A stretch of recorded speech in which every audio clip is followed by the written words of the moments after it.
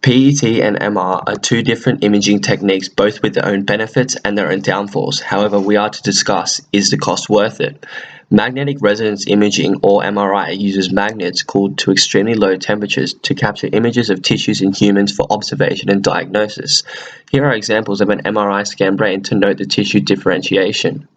PET, or positron emission tomography, however, uses the interaction of electrons in the surroundings with positrons, which are the polar opposites of electrons, that are released through an injection of a radioactive tracer. This interaction allows positrons and electrons to release energy as gamma rays, which is detected and helps to form an image. The combination of these two scanning techniques allows for better diagnosis, however both present substantial cost issues, with the individual PET scanner costing $700,000 to $1 million and an MRI scanner costing at least $1.2 million.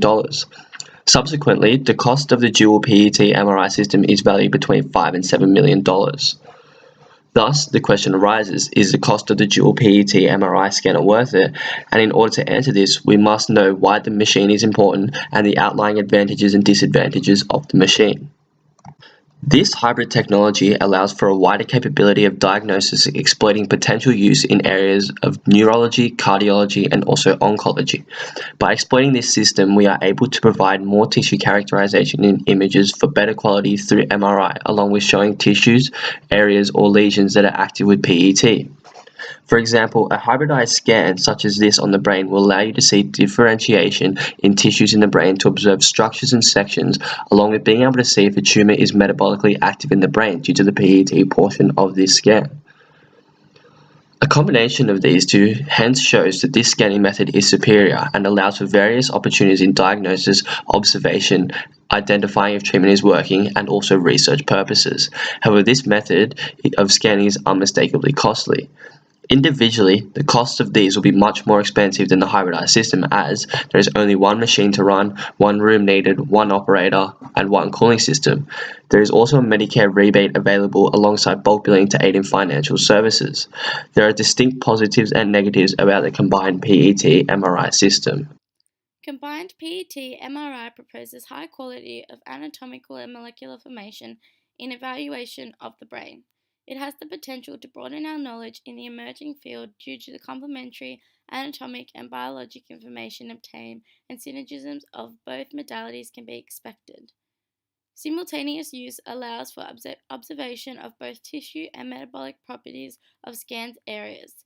MR represents first-line diagnostic imaging modality for indication, and a great number of specific PET traces available assess functional and molecular processes in the brain. MRI PET has applications in multiparametric and quantitative imaging. Whole body MRI examinations that maintain the high image quality for different body parts have recently become reality through technological advances in multiple receiver and parallel imaging technology. The expectation remains that the PET MRI scanner will exploit the superior tissue contrast inherent in the MRI component of the machine and the multiparametric functional information provided by PET in cardiac disease states. Clinical studies have proved that MRI is more sensitive than PET-CT in the detection of brain, bone, liver cancers, characterization soft tissue masses, and therapy monitoring. PET MRI could be particularly useful for early tumor detection and functional therapy monitoring in oncology. A limitation of current PET-CT technology is that data are acquired sequentially rather than simultaneously. MRI has greater quality soft tissue contrast than CT, warranting the use of PET MRI rather than PET CT when this characteristic is important. Prospective areas of application in particular include oncology, cardiac imaging, and neurology, as mentioned in earlier. PET and MRI provide complementary information when undertaking neurological studies. By using PET, we can use methods that use simultaneously acquired MR data to improve PET data quantification, and vice versa on the MR side when we use PET quantification to validate MR techniques. As of 2010, there is also a fully integrated PET MRI scanner. The feasibility of simultaneous collection of PET and MRI was demonstrated in 2007, since this has led to better patient health care. PET MRI provides better diagnostic properties and patient care, as it provides unparalleled structural, metabolic, and functional information which can significantly impact diagnostic evaluation. May enhance patient convenience by providing a one-stop shop. This reduces patient anxiety, total scan time, and the potential for recalls for repeat scanning. PET images in PET-CT greatly reduces scanning time compared with scanning time for conventional PET scanners, where gamma ray sources are used for attenuation correction. However, MRI does not impose radiation exposure on patient, which is important in oncological patients and is thus more applicable than using a PET-CT scanner. The PET-MRI hybrid system has been available from 2010. However, it has limited availability as this form of modality is generally done as separate scans, where integrating the two is still in the early stages to be widely accessible, therefore deeming it to be an established modality for clinical practice. There is also still a need for the compensation of technical issues, such as the correction of attenuation. Comparative to CT-PET, MRI-PET is unable to have the attenuation correction of X-rays in the CT modality section. Hence, different methods are still being examined and tested with the addition of MRI. One example for attenuation consists of segmentation of the attenuation map into 4 sections: background, lung tissue, fat, and soft tissue. The cost may seem to be an issue.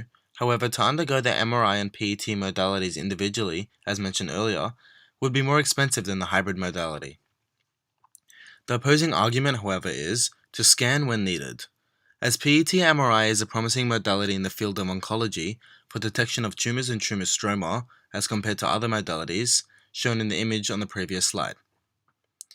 While the integration of PET and CT into a hybrid system was challenging but technically feasible, with PET MRI, 2 main obstacles had to be overcome.